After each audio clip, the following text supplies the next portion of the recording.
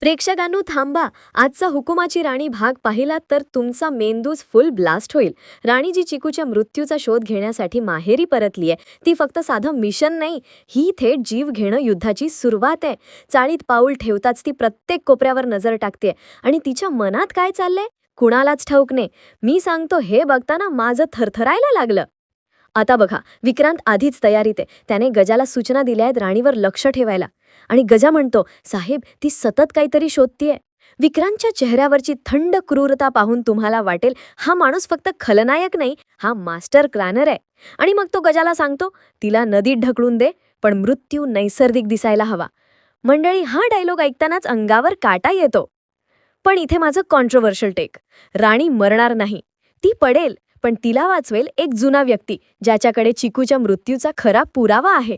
आणि माझा अनुमान, चिकूला विक्रांत नाही, गजानेच मारलंय. ही गोष्ट पुढच्या भागात खुलासा होईल आणि या ट्विस्टने तुम्हाला थराराचा अनुभव देईल. मंडळी, आता विचार करा, तुम्ही राणीच्या जागी असता तर पहिला संशय कोणावर घेतला असता, विक्रांत की गजा?